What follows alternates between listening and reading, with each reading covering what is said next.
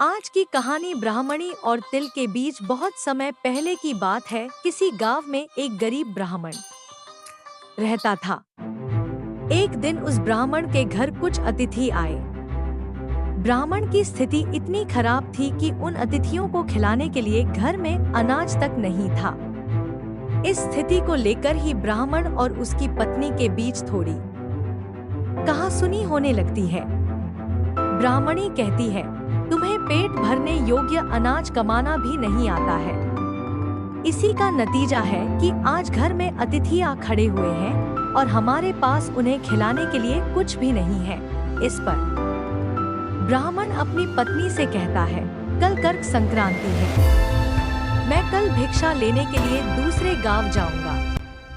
वहां एक ब्राह्मण ने मुझे आमंत्रित किया है। वह सूर्य देव की तृप्ति के लिए कुछ दान देना चाहता है।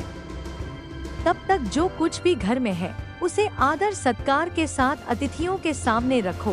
ब्राह्मण की यह बात सुनकर ब्राह्मणी कहती है, तेरी पत्नी होकर मैंने कभी सुख नहीं भोगा है, न कभी खाने को मेवा मिष्ठान मिला, ही ढंग के वस्त्र और आभूषण। आज तू कह रहा है कि जो भी घर में पड़ा हो वो अतिथियों के समक्ष रख दो। जब कुछ है ही नहीं तो मैं उनके सामने क्या रख दूं?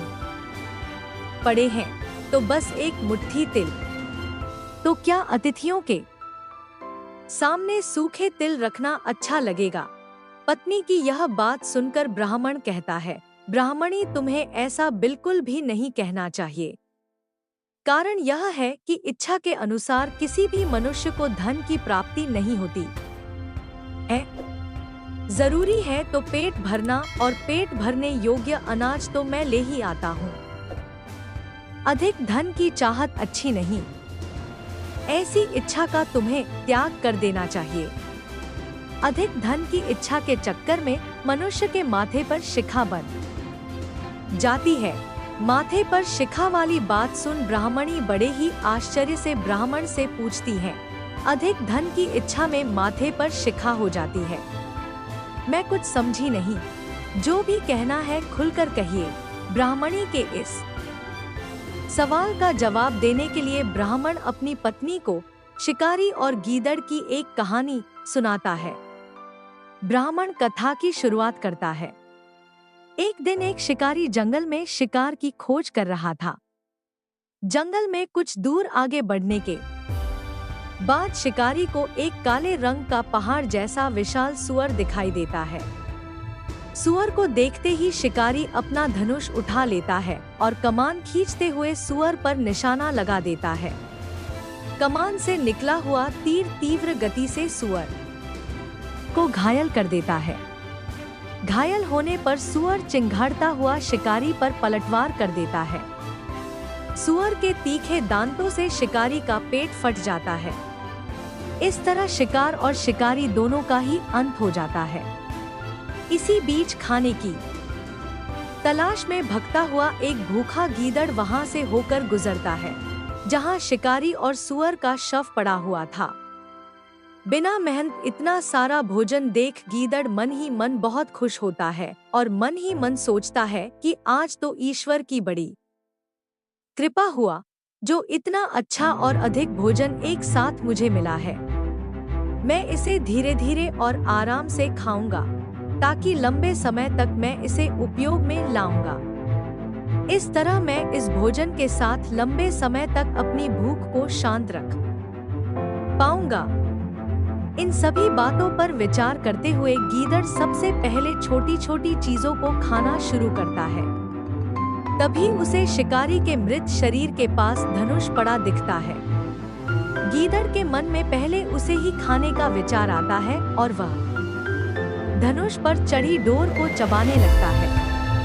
गीदड़ के चबाने से धनुष पर चढ़ी डोर टूट जाती है और डोर के टूटने से धनुष का एक सिरा वेग के साथ गीदड़ के माथे को भेदता हुआ ऊपर निकल आता है।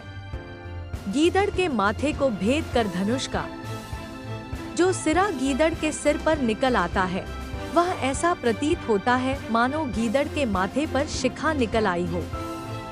घायल होने के कारण कुछ देर बाद गीदड़ की भी मौत हो जाती है।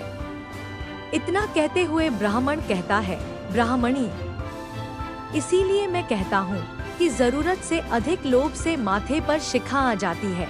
यह कथा सुनने के बाद ब्राह्मणी कहती है, ठीक है, अगर ऐसी ही बात है तो घर में जो मुट्ठी भर तिल पड़े हैं उन्हीं को मैं अतिथियों को डोट खिला देती हूँ। ब्राह्मणी की यह बात सुनकर ब्राह्मण संतुष्ट होता है और भिक्षा मांगने के लिए घर से बाहर निकल जाता है। वहीं ब्राह्मणी भी घर में पड़े तिल को धूप में सुखाने के लिए फैला देती है। तभी कहीं से एक कुत्ता आ जाता है और उन साफ तिलों पर पेशाब कर देता है, जिससे सभी तिल खराब हो जाते हैं। तिल के खराब हो जाने पर ब्राह्मणी काफी परेशान हो जाती है और सोचती है, यही तो तिल थे जिन्हें पकाकर मैं अतिथियों को खिला सकती थी। अब मैं क्या करूं? काफी देर सोचने के बाद ब्राह्मणी को एक तरीका सूझा। उसने सोचा कि अगर वह गंदे तिलों के बदले साफ तिल देने की बात कहेगी तो कोई भी आसानी से मान जाएगा। साथ ही किसी को भी इन तिलों के खराब होने की बात पता नहीं चलेगी। इस विचार के साथ वह उन तिलों को लेकर घर घर घूमने लगी। ब्राह्मणी की यह बात सुनकर एक महिला वह तिल लेने के लिए तैयार हो गई, लेकिन उस महिला का पुत्र अर्थशास्त्र पढ़ा हुआ था। उसने अपनी माँ से कहा कि इन तिलों में जरूर कोई ना कोई खोट होगी, वरना कौन साफ सुथरे तिलों को गंदे तिलों के बदले देने के लिए तैयार होगा। पुत्र की यह बात सुनकर महिला ने ब्राह्मणी के तिलों को लेने से मना कर दिया। कहानी से सीख, हमारे पास जो भी होता है हमें उसी में सुखी रहना चाहिए। किसी के पास ज्यादा चीज देखकर दुखी नहीं होना चाहिए।